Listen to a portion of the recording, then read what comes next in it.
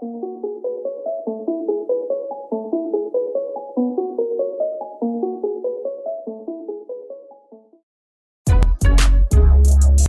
people reviews stuff.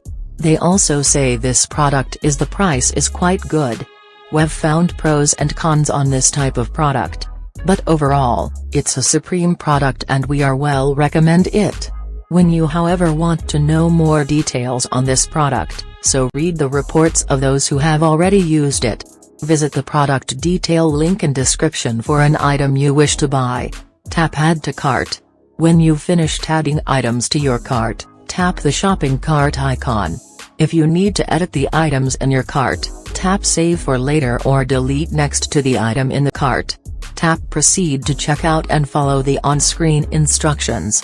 Review your order information and tap place your order to complete your purchase. You'll see an order confirmation screen when your purchase has been completed.